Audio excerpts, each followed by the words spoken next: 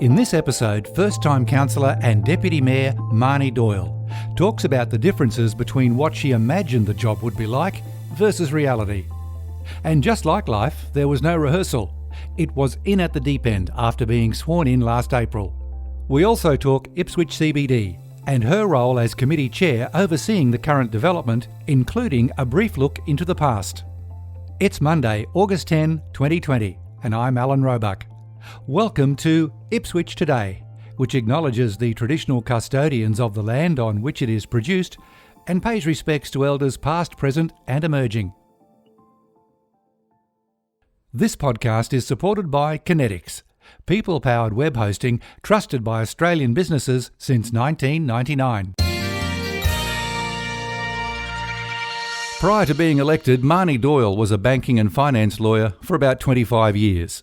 A successful campaign in March 2020 has seen a huge change of pace and responsibilities, along with being in the public spotlight. Thanks for joining Ipswich Today, Marnie Doyle. Good morning, Alan. Thank you for having me. What was your motivation to run for council? Oh, look, I think one of the reasons was something that I probably share with nearly all residents in Ipswich, and we were fed up with the way things were going, or perhaps not going, around our beautiful city.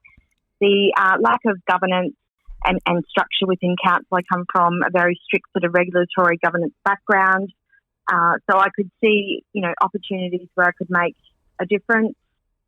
I've been doing banking and finance for nearly 25 years. So I was, looking to do something a little different. I really am passionate about children's rights and child safety, but I didn't really want to go off and get another formal qualification in that genre sort of at this stage of my life. Just see me move into that type of career. So then the opportunity of council came up, which was a great way, I thought, to work within the community. You campaigned on the basis of restoring the city's reputation. You've mentioned good governance, community safety. How do you rate your performance so far? Look, I can't take credit for everything, that our mayor has achieved so much in her first 100 days. So, but we are all very on board and supportive of the Transparency Hub. Opening up the books to residents so they can see that how money is being spent, I think, is a big part of restoring credibility and integrity. I've also been appointed to the Internal Audit Committee. So it's a committee that's made up predominantly of external members. So I was delighted to be appointed to that. Tell me about your biggest surprises. What I'm getting at is what you thought it would be like to be a councillor to what it's really like. Oh dear. I guess the amount of formalities and administration, there's certainly a lot of that, and I find that to be a little distracting from my work with residents. But that's, I guess, largely driven by the fact that I haven't come from government. So that's taken a little getting used to, working my way around local government and navigating the way to try and affect change relatively quickly for residents. That doesn't always come easily. Ipswich now has 2 councillors per division. It's early days, but how do you think this new arrangement is working? Firstly for the councillors and secondly for the residents. I guess from the councillor's point of view, I see mostly it's working well, and I think that is largely because of the sheer size of the divisions. They are enormous, and it does take the two of you to work your way through. Councillor Andrew Fettner and I have 22 suburbs to look after. We're very fortunate. We have a great, close, working relationship. So we work together closely throughout the division, and that same for most of the councillors as well. Well, Ipswich isn't the first council in Australia or the world to have multi-councillor divisions. I guess it was just a bit strange hearing that was going to be the way it would go, and it's good to hear that it's working well. Let's talk about the first council meeting nerves, not just for yourself, but generally around the table. And being elected deputy mayor, what was going through your mind at this somewhat historic meeting? Oh, gee, that first meeting was very nerve-wracking, for a number of reasons. Like I said, the formalities of, as a lawyer and working in a large public company, I've participated in numerous meetings, but the formalities involved, in local government wasn't something I was completely across. So I had the nerves of making sure I was adhering to the meeting procedures. Yes, the big item on the agenda was the deputy role, and it was something I was really passionate about and keen to do. So I was concerned whether or not I would have the numbers. Yeah, I did get up, and it was lovely that I had the support, I think, of almost all councillors. Another first for this new council, at least in recent times, is to share the role of Deputy Mayor during this 4-year term with a change every 12 months. Do you foresee any negatives in this approach? Look, we had a good discussion about this as councillors, and the downside we see is that just as somebody starts to really sink their teeth into the role and learning the ropes, it will be passed on to somebody else. But the positives are that everyone will have a turn, if you like, in working alongside the mayor and just building up that skill set. So it is a position that is, I guess, elected by the councillors. So, yeah, we'll see in 12 months' time it's less than that, 9 months' time, who's interested in taking on the next leg.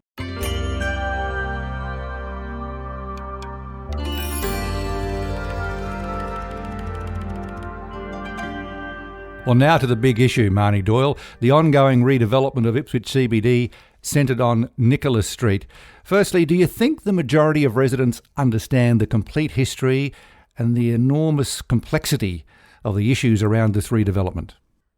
No, and no, and no disrespect to residents. There are still a lot of people who don't truly believe that it is happening. So I've had a big push out there on my social media to get the photos out and try and pick up momentum amongst residents. Excitement and anticipation and engage. And this last 12 months of the journey will be critical for us to get everyone on board, because it's a space that needs to be activated. By that, we mean it's not a retail shopping mall. There will be lots of civic spaces where there will be entertainment. People can gather. There's, a water play area for children. And yeah, it needs to be activated, which means it needs to be embraced and supported by residents. And we hope to attract tourists. We'll talk about that more in a moment, but I'd like to go back to the beginning, what I call the beginning, and that was the Icon Tower on the corner of Brisbane and Bell Streets. That was actually the first part of the redevelopment after council purchased Ipswich City Square, for better or for worse, and then things seemed to go into quicksand. Without dwelling too much on this, now you've seen the books, what were the issues or the top issues causing the delays after Icon was completed? My view is lack of focus.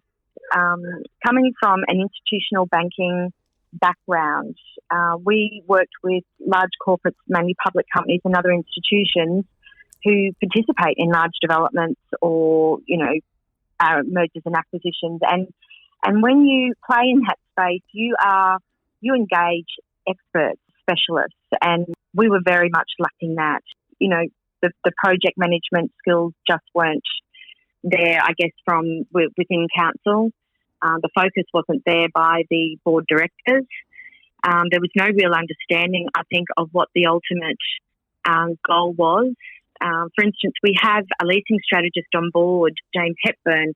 James is from the UK and comes with a wealth of knowledge around shopping centres, how they perform, when you should open them, what type of tenancy mix you really need to make it a success. And these are all really bespoke, knowledge and skills that you need to have to make a project like this successful. And it was just missing, I think, and it became too big for them and they were floundering. Was it a case of expert opinions being ignored? Yes, I believe so. I really don't like to focus on the past. I truly believe we need to move forward, but it would be absolute the truth to say they just weren't focused on what they were doing or what they should have been doing. They were focused on other things, and they certainly weren't listening to their expert advisors. The last Ipswich Central Redevelopment Committee provided a detailed update on all projects. There'll be a staged opening of various elements when completed. So what will open before Christmas?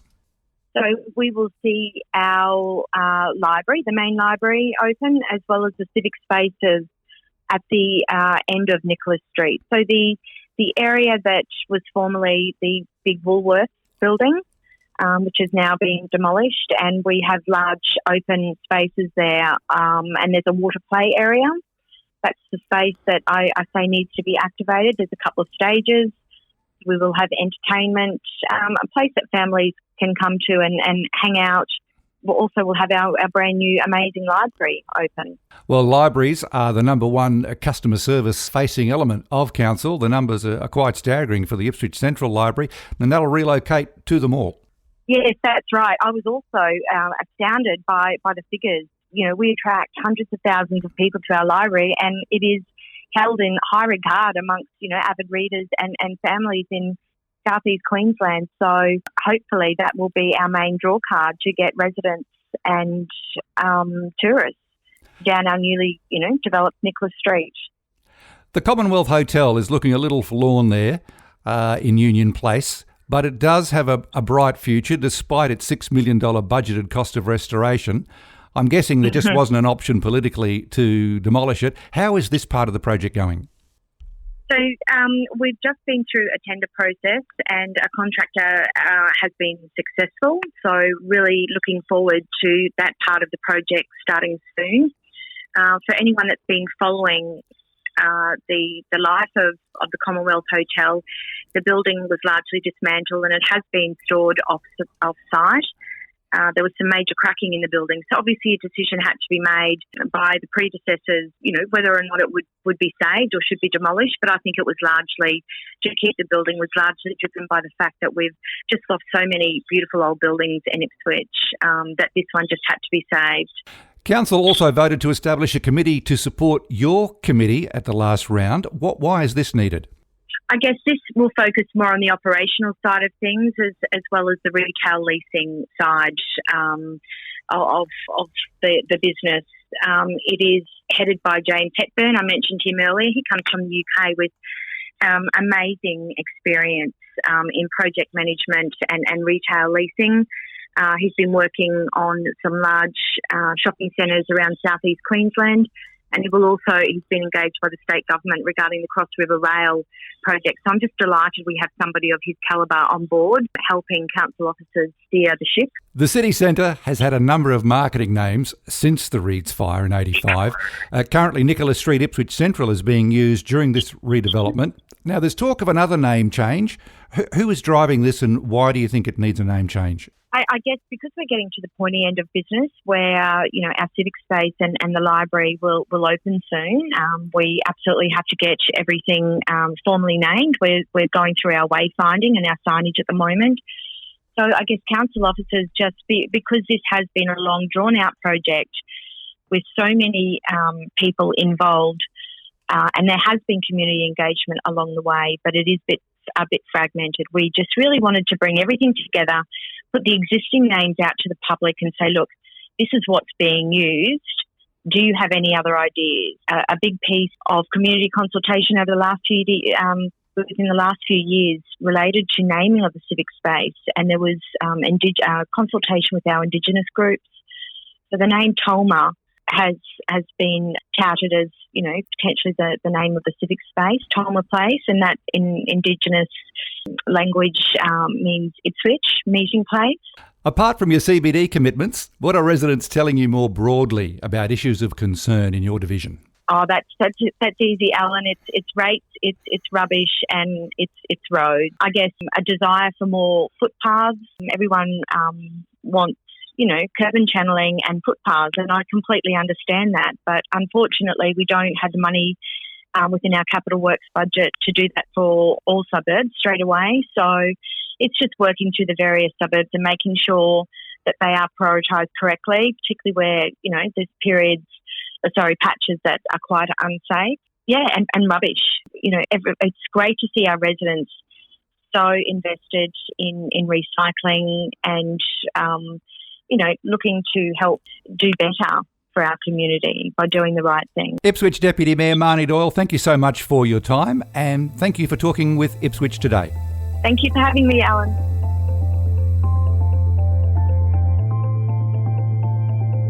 Ipswich Today is supported by Kinetics, people-powered web hosting trusted by Australian businesses since 1999. You can subscribe for free and share this podcast from your favourite app, including iHeartRadio, or play Ipswich Today from your smart speaker. Suggestions are welcome for future interviews and topics. Just go to the Ipswich Today website or Facebook page and leave a message.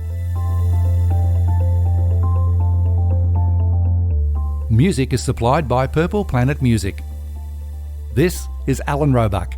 Thanks for listening.